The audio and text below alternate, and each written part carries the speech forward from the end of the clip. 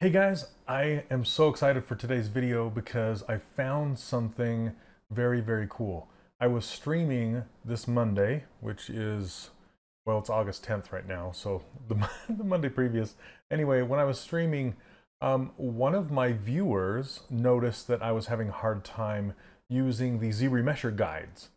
So he actually emailed me and said, hey, do you know if you do this thing, it will actually work way better? And so I tried it out and it worked. So I wanted to show you guys. So that's what we're doing today.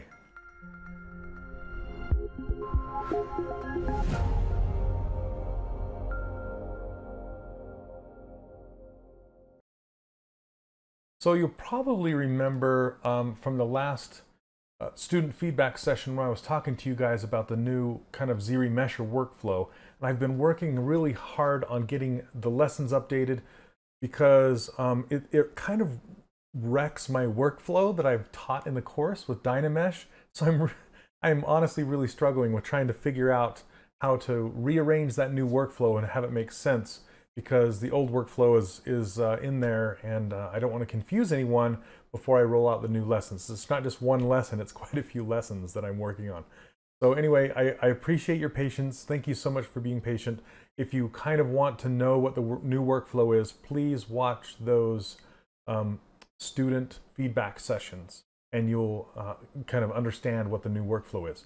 And with that being said, I talked to you guys about kind of driving the ZRemesher workflow with peaks and valleys inside your sculpt to kind of drive the edge loops around where you want them. Well, the new ZRemesherGuides thing that this guy showed me is super incredible. So I want to show you right now. I'm kind of stuttering today. I always stutter. I don't know why. Anyway, so if you watched the stream on Monday, this is the project that I was working on. So I decided to try and kind of redo the edge loops on her and see if I could try out this new technique, and I'll show you the settings really quick. I'm just going to hit solo on this, and you can see this is the base mesh. I'm going to turn on polyframe, and you can see that it's not a bad mesh, but the loops don't necessarily flow, excuse me, the way I want them to. So what I've done is I took this head and I duplicated it like so, and then you can't do this if your mesh has subdivision levels. So you need to go into geometry, and this one has 3 subdivision levels. I'm just going to delete them. So now it looks like this. And then what I did is I went and did these ZRemesherGuides. So I know I've kind of, this is not a blockout stage. This is beyond the blockout stage, but I just kind of wanted to show you how you could get the ZRemesherGuides to work. If you're at this stage though, what you can do is you kind of draw this face mask around here, kind of like Mrs. Incredible's face mask. That's a nice edge loop to follow. And then another one goes from above the nose down behind the nasal fold, and then to the side of the corner of the mouth, and then around the chin. And you can take that lower if you want. So I'm kind of creating these circular patterns. Then what you can do is you can go around the inside of the eye. So I want the edge loop, and this one's a little more difficult to follow. Kind of around the inside of the eye there. And connect that. And then go around the eyelid, and then around the eye that way. Connect it. And sometimes it likes to snap, like this here, and that isn't good. So I'm going to need to decrease my brush size and try again. Maybe we'll have a better take on that. There we go. Now it's not snapping as much. Then I'll do one more between those two. But I want to try and stick to the center as much as I can. And then just kind of close that there. And I don't typically want to do anything out here. I'm just trying to create loops. And since this mouth is already closed, it's not going to quite give me the loops that I want. So what I recommend is opening up that mouth so then you can draw a loop around the actual inside of the mouth. Okay, I don't know if this is going to work like this, but it's close enough. And I could do another one around here, but it's getting pretty tight down in there. Yeah, and it's going to snap. So I'm going to undo that one. I'm just going to leave it and see how it does. And if you want, you could kind of run a loop around the ear. You can just continue the loop, kind of go all the way around the ear. Sometimes that works, sometimes not. You can try and do one inside the ear like this, just to try and get some edge loops to help you. If this ear was built a little better, I'd probably go along that ridge. But I'm going to leave that off for now because I don't want to mess it up. Anyway, here is the magic. This is where it works. So before, if I just hit ZRemesher at the default settings, it will not really work. That's what I've run into before. Okay, so two things. You need to have a high enough density that the polygons can reorient themselves to actually match the curves. If you have too low of a setting, the calculations behind the scenes are going to have a hard time matching those curves because there's just not enough geometry to move. Okay, so what I'm going to do is I'm going to crack open my ZRemesher and I'm going to hit same for now. And what same does is it tries to keep the exact same poly count that I have because it's generally quite high right now. We're looking at 200,000 polys, but it's going to help us get those rings, okay? So I'm gonna hit same. I could probably have gone down one subdivision level, this is kind of unnecessarily high right here. So then the key is to turn adaptive size all the way to 100 and crank your curve strength to 100. And that's it. Don't touch anything else. Don't hit anything else. Just hit ZRemesher. Then what happens is it's going to try and calculate this, and it's going to re-mesh this mesh using these guides, and it actually does a pretty good job. And wherever you have closed circles, it will try and make polygroups, which is great. That's kind of what you want. Okay, so check it out. It didn't do too bad of a job. It's still quite high resolution, but you can see how it actually stuck very, very well to these curves. It did change the topology a bit. So if I turn the polyframe off, sometimes you can actually see the lines or the curves that it made. You're not seeing them now because the geometry is so high. But now that we have this, and you can see the circle around the ear, how it made a polygroup, but wherever I made the circle that crossed the center line, like the one that went around the nose and around the mouth, it didn't make a polygroup, but it did follow the curvature, okay? And the same with the eye mask. You can still see the curve though. You can see where it actually stuck. So what we can do is we can make our own polygroup based on that curve. And the easiest way to do that is hit Select Lasso, then hit OK. Hold down Control plus Shift and click on a vertice. Because if you click on an edge, it's going to do something like that. You don't want that. So click on a vert and just isolate this group. And what we're going to try to do is we're going to try and isolate those polygroup areas. We want to make them be their own islands. So you want to go right to the outside of that curve. So maybe right here, and hide a line around that edge. So that's kind of the polygroup that we want right there. And then we're going to do the same thing around this eye mask. Okay, we're going to hide that one. And that's the mask that we want. And now that we have every polygroup hidden and we have those stripes hidden, now we can just go to the magic menu. I like to call it magic menu.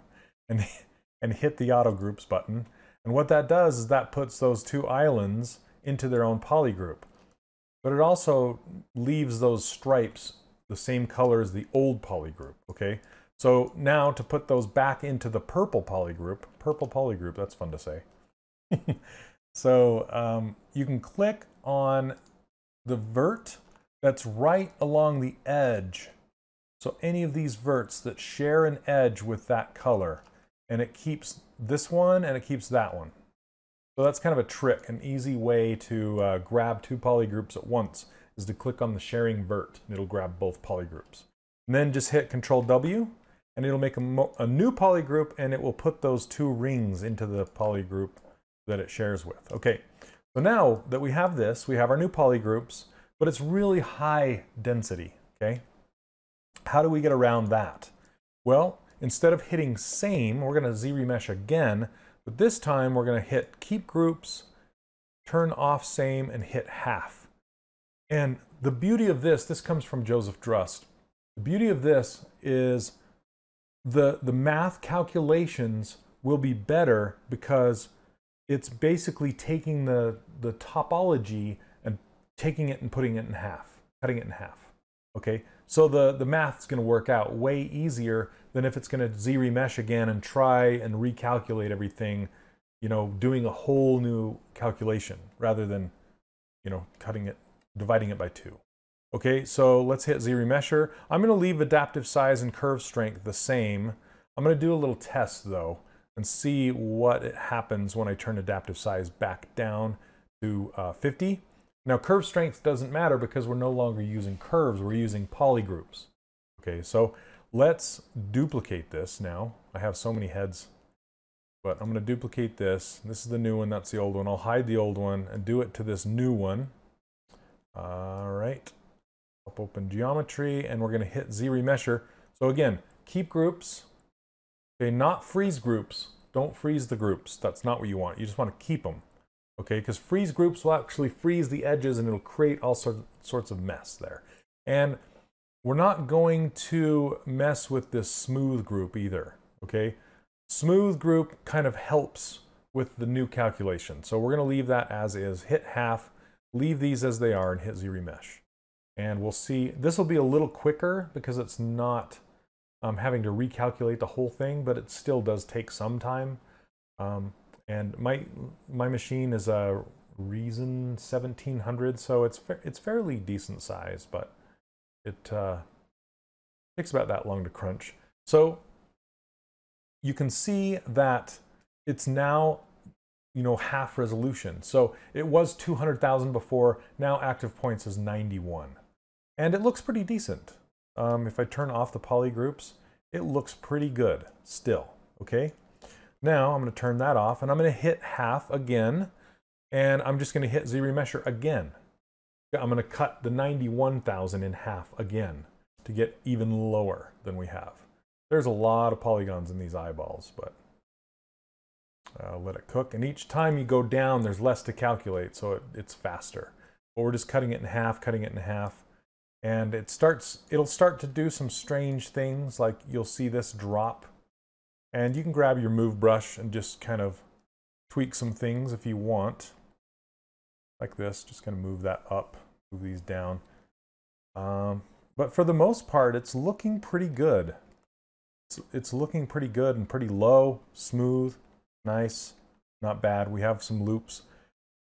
And I want to tell you guys, this is not a game mesh. We're not trying to get this to an in-game mesh. You will have to do retopology by hand for the game mesh. Unfortunately, that's kind of what you have to do. But what this is doing is this is giving you the proper edge flow to help you stay smooth but detailed at the same time. Because you want the detail in the top of that eyelid, on the outer edge of that eyelid, on the brow line, you want some geometry, and you want to have this mask help you with the cheek lines, and of course have this loop help you with the lips and the muscles that go around the nose and down to create that smile line. That's what the blue is helping you do. And you can experiment and take it down even further. So let's hit it again. It's like a game show. Hit it again. See what it does.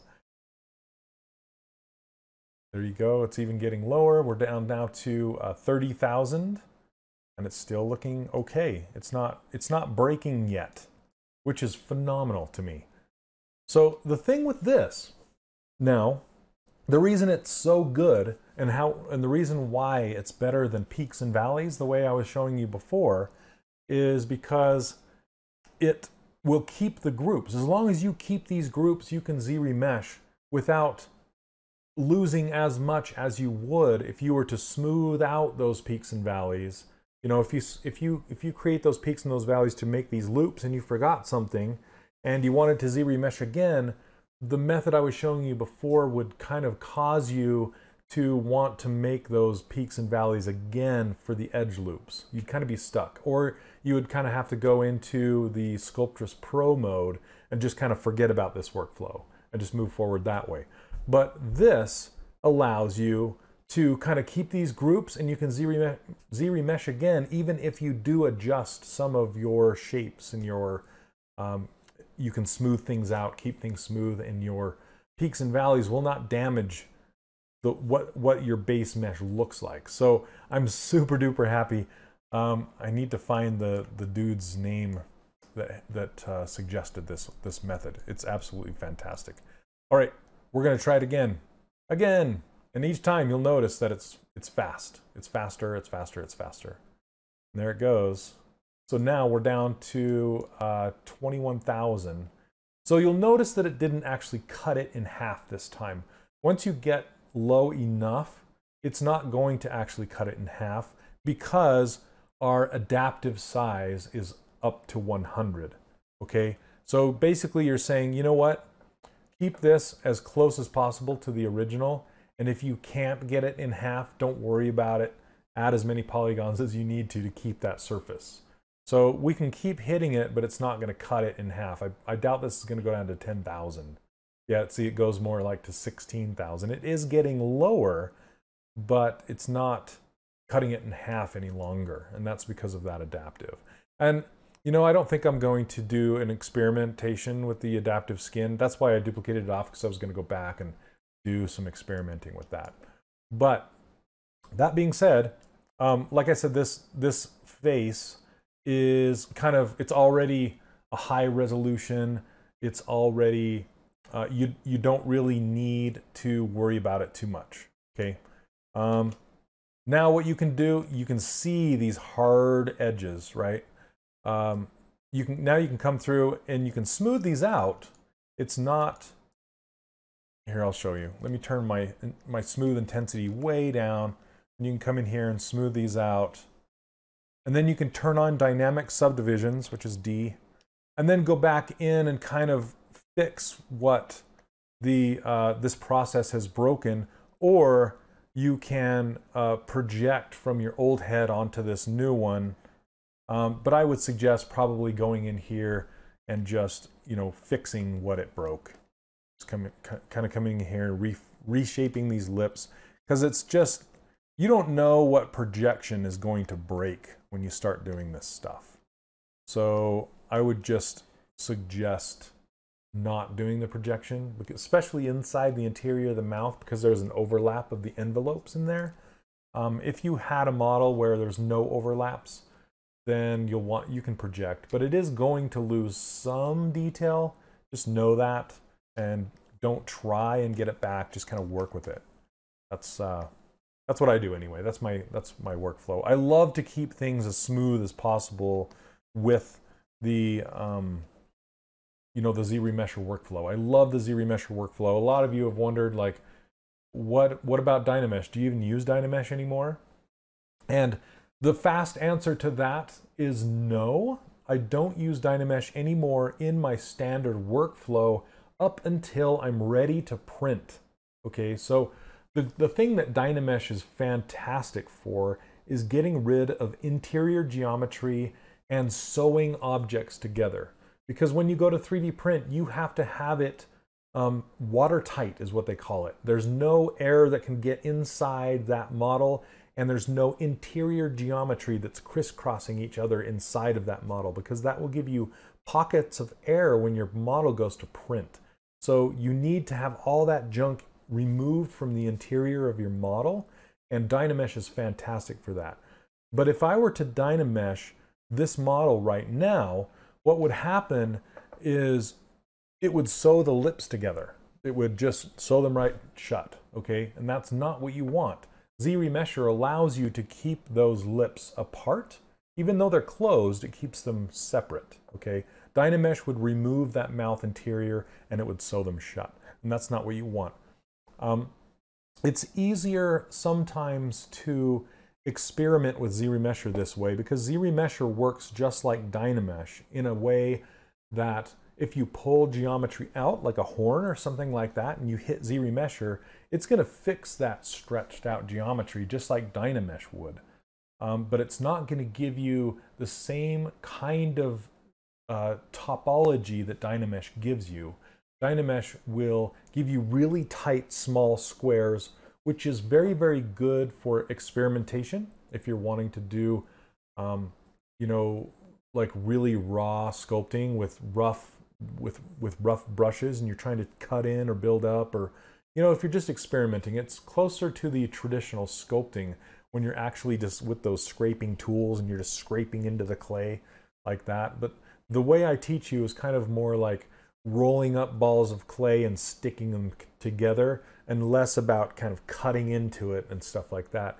And then when you get to that level of refinement, that's when you pull out your little sculpting and tight little tools. You know, that comes later after you've built this up. And like I said, I'm trying to get these lessons into the course, but it's taking a while because I keep finding stuff like this. I'm trying to make it much easier for you to get your head around when you're building things like this, when you're using this new ZRemesher method. I love it. I absolutely love it. Then, because the reason why I like it so much is because it allows you to stay smooth and polished without getting warbles. The Dynamesh method and the new Sculptress Pro method, they almost beg you to put warbles in there, okay? Because the surface is so dense. The lighter your surface, the less chance you have of introducing warbles to your surface. This is much easier to smooth because the density of your mesh is so much lower. Like, that's why I have dynamic subdivision turned on.